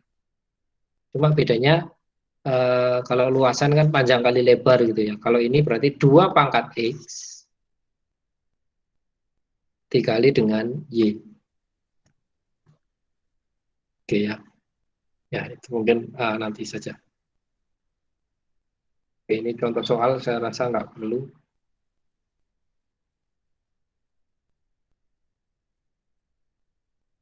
Oke. Mungkin ada tadi sedikit membahas terkait dengan ROM dan RAM. ROM itu bedanya dengan RAM karena dia tadi kepanjangannya adalah read only memory, berarti dia hanya bisa dibaca saja. Saya nggak bisa nulis data di situ. Artinya kalau hard disk itu kan saya bisa save dan load di hard disk, gitu ya. Tapi kalau ROM itu saya nggak bisa save di ROM, saya hanya bisa load aja. Kemudian bedanya lagi, karakteristiknya dia menyimpan secara permanen. Ya, permanen itu maksudnya adalah ketika komputer ini saya matikan, misalkan saya nyimpan angka 4 di ROM, gitu ya. Kemudian komputer ini saya matikan, saya nyalakan lagi besok, dia masih nyimpan angka 4. Karena dia menyimpan secara permanen. Bedanya kalau ROM, kalau RAM, dia sifatnya temporary. Artinya ketika komputer saya matikan, maka data yang ada di RAM itu hilang. Dia tidak akan ada data lagi. Kalau saya nyalakan, RAM itu harus diisi lagi. Kalau saya matikan, RAM-nya ikan hilang datanya. Jadi bedanya RAM dan ROM itu. Kemudian kalau tadi ROM itu hanya bisa ditulis saja. Artinya bisa saya hanya bisa load aja. Tapi kalau RAM atau istilah lainnya read write memory, saya bisa nulis, saya bisa nyimpen, dan saya bisa ngeload. Bedanya di situ ya. Oke, kemudian tadi ada jenis RAM. Istilah max RAM, PROM, EEPROM, dan EEPROM. Kemudian ada istilah flash memory. Bedanya adalah dari sisi bagaimana mengisi memori ini. Tadi kan disampaikan ROM itu hanya bisa di load aja, nggak bisa di save. Tetapi karena perkembangan zaman, gitu ya, ROM ini bisa kita save. Tetapi ada dengan beberapa teknik. Ya. Tapi bedanya dengan ROM lagi, dengan RAM tadi, ROM bisa nyimpan permanen. Jadi setelah kita masukkan data di ROM, itu mati, dia masih nyimpan. Kalau RAM, gitu ya, itu mati, hilang. Ya. Oke, kemudian di sini ada istilah max ROM. Max ROM itu sudah diprogram dari pabriknya. Jadi ROM itu sudah ada datanya. Ketika kita beli ROM, itu sudah ada datanya di situ. Kita tidak perlu lagi ngapa-ngapain, pasang aja udah. Biasanya kalau nggak salah ROM TV itu ya, itu sudah ada isinya gitu ya, tinggal pasang aja, replace, pasang. Kalau ROM-nya rusak, gitu kan, biasanya kita ambil, kita beli yang baru, pasang aja, nggak usah kita apa-apakan. Itu ROM. Kemudian ada istilah programmable ROM. Kalau programmable ROM itu berarti ketika kita pertama beli, itu ROM-nya masih kosong. gitu ya. Kemudian ROM ini kemudian kita isi dengan data misalkan. Nah, setelah kita isi satu kali, habis itu dia nggak bisa ngisi lagi, nggak bisa diisi lagi gitu ya. Istilahnya sudah ngelok datanya di situ itu. Kemudian ada istilah EPROM, Erasable Programmable ROM. Ini bisa kita hapus. Jadi setelah diisi, kita mau ganti datanya bisa. Tapi cara menghapusnya itu kita sinari dengan UV. Jadi ini IC ROM ya. Jadi ini saya misalkan punya IC ROM. ROM itu IC ya, yang belum pernah tahu apa itu ROM. ROM itu IC gitu ya. Setelah kita kasih data nih, di sini ada datanya dalamnya. Kemudian saya mau hapus isinya. Kalau dia jenisnya adalah EPROM, dia kalau saya mau hapus, saya sinari dulu dengan UV. Kalau ini sudah hilang, baru saya kasih data lagi. Oke. Yang sekarang itu modelnya adalah yang banyak dipakai di mikroprosesor sekalipun, itu adalah EEPROM. Ini bisa dihapus secara elektris. Biasanya pakai tegangan tinggi biasanya. Jadi misalkan ini nyalanya pakai 5 volt gitu ya, menghapusnya itu kasih 12 volt biasanya. Tapi bukan di jalur tegangannya, dia punya jalur sendiri khusus untuk menghapus. Jadi kalau saya mau hapus, saya sambungkan itu dengan tegangan. Biasanya tegangannya lebih tinggi dari tegangan supply. Kemudian ada istilah flash memory. Yang sering main HP mungkin banyak dengar istilah Android-nya di flash gitu ya. Memorinya di flash. Maksudnya di flash itu adalah sebenarnya Android itu ketika kalian punya HP, itu kan sistem Android itu tersimpan di ROM. Android itu tersimpan di ROM. Ya, tapi dia pakai jenis memori flash memory. Bedanya apa dengan EEPROM yang lain? Kalau di flash memory, saya mau ganti data satu aja, itu saya harus menghapus semuanya. Menghapus semuanya, kemudian saya masukkan data yang baru.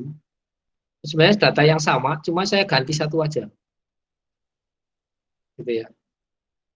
Kalau yang EPROM dan EEPROM ini, itu saya mau ganti satu aja bisa. Saya misalkan punya 10 alamat tadi ya. Saya punya 10 alamat, kemudian alamat yang nomor 10 ini mau saya ganti. Kalau pakai EPROM atau EEPROM itu bisa langsung kita minta ke alamat itu, hapus, ganti yang baru. Ya. Tapi kalau flash memory nggak bisa. Flash memory ketika saya mau ganti alamat yang 10, 10-10-nya ini harus saya hapus. Kemudian langsung saya isi lagi dengan data yang setelah saya perbarui yang 10 tadi. Jadi 10-10-nya baru lagi. Istilah Android di flash itu maksudnya berarti Android yang ada di HP itu saya hapus semua, saya ganti dengan data Android yang baru. Karena Android itu memang tersimpannya di namanya flash memory. Jadi kenapa kok diistilahkannya nge-flash? Gitu ya. Oke, ini terkait dengan memori ROM. Kemudian RAM. Kalau tadi cuma bisa dibaca aja, ini bisa dibaca tulis. RAM itu ada istilah static RAM, dynamic RAM, dan volatile RAM. Ini static RAM itu konfigurasinya pakai gerbang logika. Ya, kalau di komputer nanti kalian akan mengenal istilah register. Ini static RAM. Gitu ya. Teknologinya ya hampir sama kayak SSD. SSD itu juga dari gerbang logika. Ya. Jadi keuntungannya apa kalau pakai gerbang? Secara sirkuit dia akan lebih cepat. Gitu ya. Ya gampangnya kalian bandingkan SSD sama HDD gitulah ya. SSD itu dari gerbang logika kayak gini, dari IC. Secara akses dia akan lebih cepat daripada menggunakan hard disk yang hanya berupa kepingan. Hard disk itu isinya kepingan. Itu kenapa SSD lebih cepat. Oke, kemudian dinamik RAM. Dinamik RAM Petum. ini Di perut. ini suaranya siapa ini?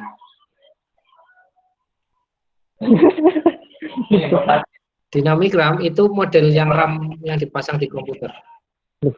Ya juga kena lagi. Gitu ya. Ini suaranya siapa ya? Eci mute, Ci. Mas Oh, ada Eji, Linux. Mas Eji, mute. Oh ya, Mute, Ci. ini suaranya siapa ini? Eci, Pak Eci. Oke, tenang aja, ini tinggal berapa lagi kok. Saya juga mau tidur soalnya. Dinamik RAM ini biasa RAM yang kita beli itu ya. DDR2, DDR3 itu dinamik RAM. Dia sifatnya kayak muatan listrik, kayak kapasitor gitu. Jadi kenapa dia bisa nyimpen? Nyimpen berarti ketika ada isinya, dibuang berarti ketika 0. 1 itu ada isinya, 0 dibuang. Ya. Kurang lebih ini RAM. Kemudian non volatil ini prinsipnya sama kayak ROM. Jadi istilah RAM dan ROM di zaman sekarang itu sudah sangat abu-abu. Abu-abu itu artinya sudah sulit membedakan. Ini saya bilang RAM juga bukan, gitu ya. Karena sifatnya tadi misalkan RAM ini kok sifatnya permanen, ya kan? Jadi RAM ini bukan, istilah ROM juga bukan, gitu kan.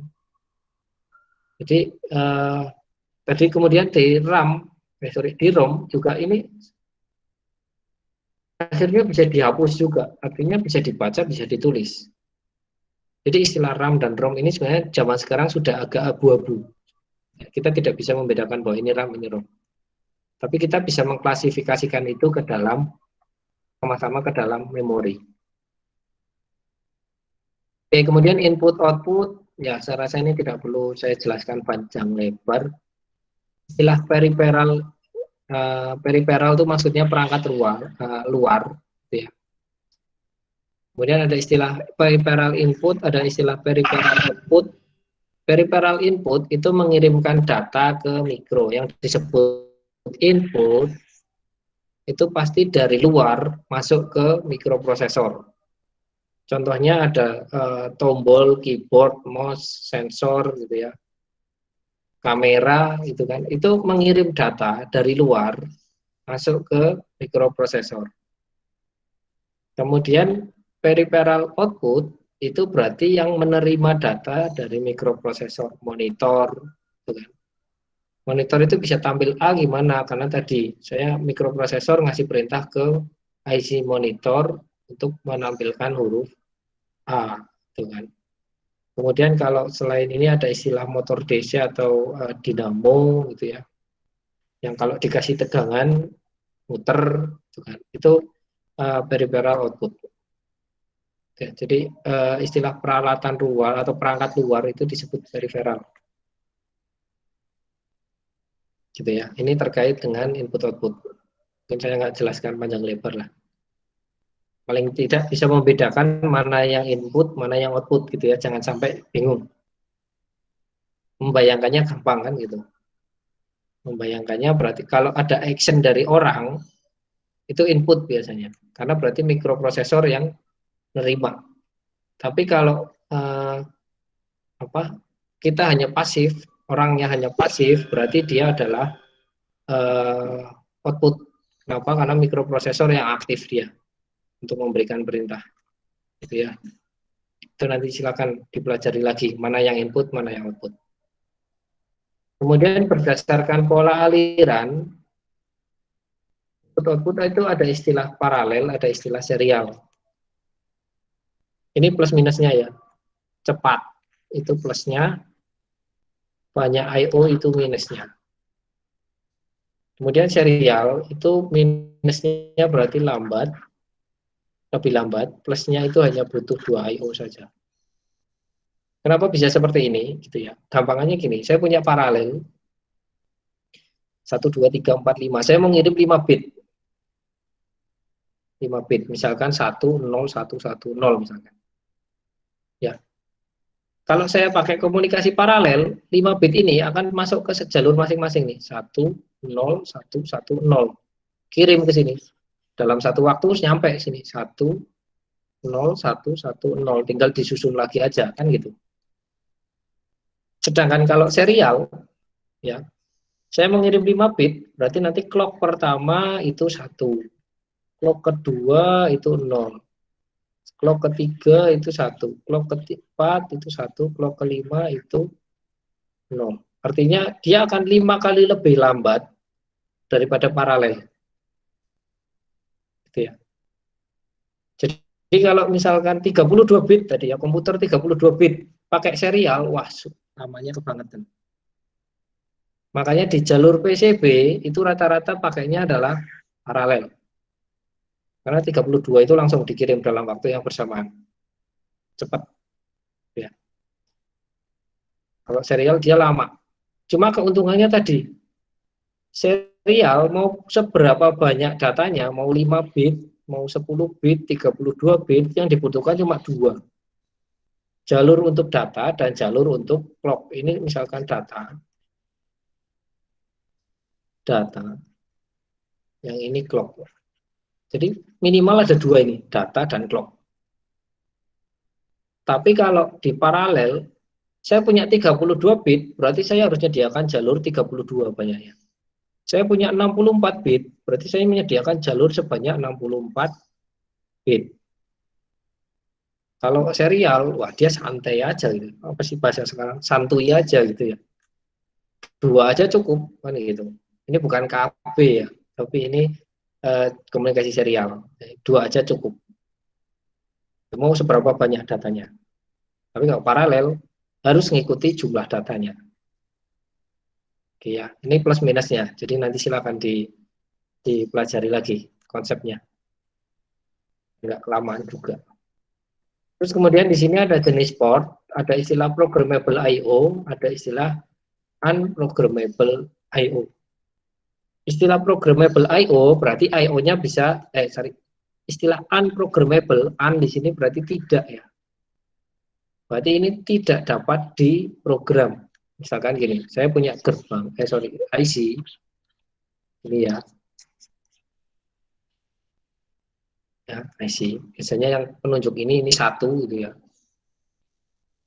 Kemudian yang unprogrammable I/O berarti misalkan saya sudah mendefinisikan dari pabriknya, sudah didefinisikan ini input, ini output misalkan. Ini input lagi, ini output. Ini dari pabriknya udah ditentukan mana inputnya, mana outputnya. Contoh sederhananya IC gerbang N. IC gerbang N itu inputnya sudah ditentukan kaki 23 misalkan, outputnya kaki 4. Terus 5, 6, satunya 7 misalkan. Itu ya, itu gerbang N. Itu istilahnya adalah unprogrammable I/O. Kemudian yang programmable I/O itu IC microprocessor yang sekarang biasanya microcontroller. Ya, ini saya punya 10 kaki. Misalkan. Ini bisa saya setting jadi in, bisa saya setting jadi out. Ini juga sama, out atau in. Kita nyeting dengan menggunakan program. Ya, jadi saya bisa nih mendefinisikan 10 ini input semua, 10 ini input separuh, output separuh, semuanya output gitu ya. Itu lebih fleksibel. Makanya di sini disebutnya lebih fleksibel. Cuma karena dia modelnya programmable, dia akan sedikit diribetkan atau kita akan sedikit dipusingkan dengan cara memprogramnya. Kadang-kadang malah kebalik, karena kita belum tahu ini komponen input atau output gitu kan. Sebenarnya ini input, tapi kita programnya output, ya nggak jalan. Gitu. Jadi kadang-kadang ada plus minusnya lagi. Ya, ini plusnya, ini minusnya. Ya, karena dengan program itu menjadi lebih ribet. Tapi kalau unprogrammable I/O itu plusnya adalah input outputnya sudah jelas, sudah pasti, tetapi yaitu terbatas dan tidak fleksibel. Artinya di sini misalkan inputnya ada 4, ya sudah, kita hanya bisa menggunakan 4 input, walaupun sebenarnya kita butuh 5 gitu kan. Tapi karena sedianya cuma 4, ya sudah, 1 lagi kita pakai IC tambahan. Jadi nggak bisa kita paksa output ini jadi input, itu nggak bisa. Tapi kalau yang programmable itu mau jadi input, mau jadi output itu bisa. Tapi dengan program. Itu ya. Ini masih ada slide lagi enggak? Oke, kemudian ini mungkin yang bagian bawah ini ya. Jadi mikroprosesor, mikrocontroller yang sekarang itu lebih menggunakan model programmable I/O. Ya, itu kenapa sekarang mikroprosesor itu banyak menggunakan konsep programming atau pemrograman. Masih ada ternyata. Oke, kita bersabar ya. Oke, mikroprosesor itu kalau tadi kita bilang komponen pendukung ya. Komponen yang ada di luar mikroprosesor supaya mikroprosesor itu bisa bekerja. Ada memori, memori itu ada RAM dan ROM. Ada I/O, I/O itu ada yang I/O itu tadi ada berarti ada input, ada output. Kemudian ada bus, bus itu ada bus alamat, bus data dan bus kendali. Sebenarnya satu lagi sistem clock, cuma di sini nggak tersinggung. Clock itu detaknya ya. Jadi kayak tadi yang saya jelaskan di ini bagian ini ada clock. Semua perangkat mikroprosesor, kemudian memori itu membutuhkan yang namanya clock ini. Oke, kemudian sekarang kita lihat dalaman dari mikroprosesor. Kalau tadi berarti komponen pendukungnya, komponen yang ada di luar mikroprosesor yang harus ada supaya mikroprosesor harus jalan. Nah, sekarang kita lihat dalemannya. Dalaman mikroprosesor itu kurang lebih ada 1 flag, 2 ALU, 3 program counter, 4 instruction register, 5 ini namanya biasanya register umum. Kalau orang kenal biasanya disebut juga dengan cache memory. Kalau kalian buka CPU Z nanti akan kelihatan cache memory L2, cache memory L3 itu berapa, itu adalah register. Ya. Yang paling krusial, jadi mikroprosesor itu bisa dibilang inti dari komputer. Ya. Jadi intinya, kalau mikroprosesor, di bagian mikroprosesor, intinya ada di sini, ALU. Jadi ALU ini adalah intinya inti dari komputer. Gitu ya, tapi bukan ahlinya ahli. Hanya intinya inti aja. ALU itu apa? Arithmetic dan logic unit. Arithmetic itu aritmatika ya, tambah kurang kali bagi. Logic itu AND or XOR, not. Karena sekali lagi, mikroprosesor itu hanya bekerja menggunakan 0 dan 1. Ya. 0 dan 1. 0 dan 1 itu nanti setelah dari tadi memori akan masuk lewat data bus, diolah oleh ALU, kembalikan lagi lewat data bus lagi.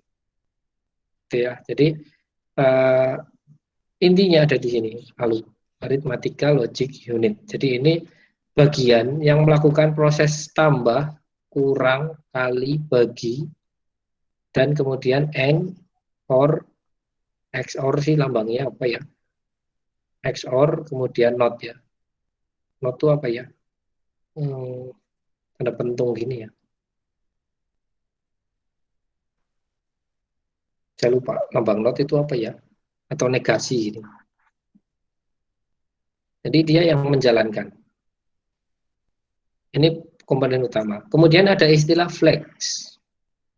Flex ini yang menyimpan hasil status dari tambah kurang kali bagi atau dari AND OR XOR dan NOT. Ya, nanti kalian akan mengenal ada istilah overflow. Apa ini ya? Ini nanti akan ada di pertemuan-pertemuan selanjutnya. Ada istilah negatif, ada istilah zero, satu lagi itu apa ya? Saya lupa. Overflow sama, lupa satu lagi. Ini V, ini N, ini Z. Satu lagi saya lupa. Jadi nanti hasil dari misalkan hasil penjumlahan itu overflow atau enggak? Overflow itu kelebihan atau enggak? Ya, gampangannya gini, saya punya bilangan 3 bit. 3 bit itu berarti 3 ya, 1, 0, 1. Kemudian dijumlahkan dengan 1, 1, 0. Ini berarti 5, ini 6. Dijumlah sama ALU nih. ALU itu wajib menyimpannya juga 3 bit. Karena di sini 3 ya, 1, 2, 3, 1, 2, 3. Maka ALU juga hasil jumlah-jumlahannya 3 bit juga. Ya, nanti ini dijumlahkan nih. 1 tambah 0, 1. 0 tambah 1, 1. 1 tambah 1, 0, 1. Yang disimpan ini. Kelebihannya itu yang masuk ke overflow ini. Masuk ke flat. Gitu ya. Jadi nanti kita akan lihat fungsinya ini. Dia nyimpen kondisi hasil ALU ini. Apakah itu overflow, apakah itu negatif, apakah itu zero. Kalau zero berarti ini 0 semua. Satu lagi saya lupa ini namanya. Ini ada satu lagi nih, cuma saya lupa namanya. Gitu ya.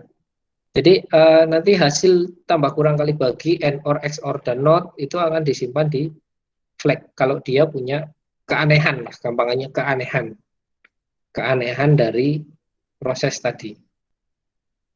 Gitu ya. Oke, kemudian bagian yang lain, ini ada namanya register umum. Register umum itu saya punya RAM, ya, saya punya data 10 tadi ya diakses. Sebelum masuk ke ALU, dia akan disimpan dulu di sini, di register ini. Biasanya ABCD, R1, R2, R3 tergantung jenis mikroprosesornya. Jadi data ini sebelum masuk ke ALU, itu disimpan di A dulu. Kemudian kalau misalkan gini, gampangannya saya mau menjumlahkan 2 angka. Misalkan ini tadi berapa? Ini 5 dan 6. Gitu ya. Saya mau menjumlahkan 5 dan 6. 5 itu ada di memori 1, 6 itu ada di memori satunya lagi. Ya. Nah, 5 ini tadi lewat address bus, control bus, dan data bus itu akan masuk di mikroprosesor. Dia akan disimpan di sini 5. Gitu ya. Jadi dia tidak akan masuk ke ALU dulu, tapi disimpan dulu di register A. Gitu ya. Dari ALU ini tetap masuk ALU 5, tapi disimpan terus kemudian di register A. Ya, jadi tetap dari sini data bus masuk ke ALU, tidak diapa-apakan, balik ke sini, balik kemudian ke register A. 6 juga sama. 6 dengan proses yang sama seperti 5 disimpan di register B. Nah, baru setelah ini disimpan di 5 dan 6 disimpan di register A dan B, ini baru dua-duanya diakses oleh ALU. Nanti dilakukan penjumlahan, akan disimpan lagi ke register A lagi, baru dikembalikan lagi keluar. Gitu ya. Jadi ini tempat penyimpanan sebelum masuk ALU atau setelah keluar dari ALU. Kemudian ada instruction register. Itu tadi ya, kalau kita bicara load, ini kan kaitannya dengan control bus. Jadi kalau kita bicara load dan save, ini yang memberi instruksi siapa? Instruction register. Instruction register dapat instruksi ini dari mana? Load dan save. Ini dapat dari program. Makanya di sini ada istilah program counter. Program counter itu saya punya banyak baris program, gitu ya. Jadi saya punya baris program 1, 2, 3, 4, 5. Nah, nanti program counter ini yang menunjuk program mana yang mau dieksekusi.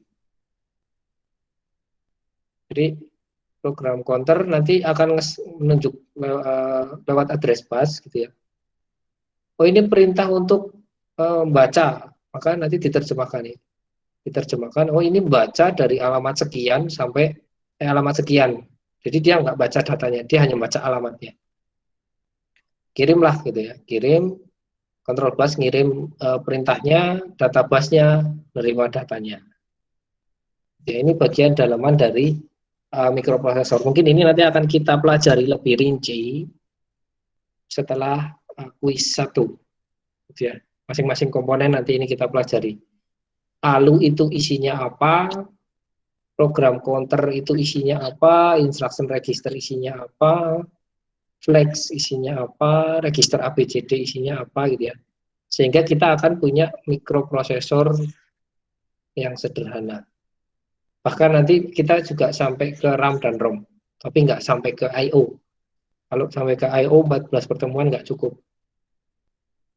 Gitu ya. Sampai ke I/O, bahkan kalau sebenarnya kalau mau dilanjutkan lagi bisa sampai ke sistem operasi dan lain sebagainya gitu ya. Cuma ya itu sudah terlalu expert, saya bilang terlalu jauh, nanti malah pusing sendiri. Oke, mungkin itu. Kalau ini mungkin penjelasan yang tadi ya, lebih detailnya nanti silakan dibaca aja. Masih ada lagi. Nah, ini tadi ya menjelaskan how it book-nya. Tadi secara ini sebenarnya sudah saya jelaskan. Ya, ini ada perintah add sub mul. Mul ini bukan apa namanya kode dosen ya, tapi ini multiply, kalikan, kurangi, jumlahkan, bagi, divide. Setiap instruksi ini dia punya perintah sendiri-sendiri, punya kode sendiri-sendiri. 0110. Jadi kalau komputer menerima 00, berarti nanti perintahnya tadi instruction register akan menerjemahkan bahwa 00 itu adalah perintah jumlah. 01 itu perintah kurang. 10 perintah kali, 11 perintah bagi. Kemudian 15 dan 5 berarti dari RAM atau dari memori hard disk atau dari input output itu akan diinputkan dulu ke register. Nah, kemudian nanti setelah bisa angkanya sudah dapat, perintahnya sudah tahu, misalkan dari instruksi IR itu instruction register ya. Dari instruction register sudah tahu perintahnya apa, lalu tinggal eksekusi aja. Berarti misalkan di sini saya ngasih 0, di sini saya ngasih 0 gitu ya. Berarti IR ini akan menerjemahkan bahwa 00 itu adalah add. Maka nanti lalu akan mendapat perintah untuk menjumlahkan 15 dan 5, sehingga nanti akan muncul hasilnya adalah 20. Secara biner. Gitu ya. Ini binernya kayak gimana ya, nanti kita ada sesinya sendiri. Sudah selesai. Oke, barangkali ada yang mau ditanyakan. Ini full 2 jam ya, mantap tenan. Oke, ada yang mau ditanyakan? Belum saya Cukup tutup Pak, cukup. kuliahnya. Udah barang Pak.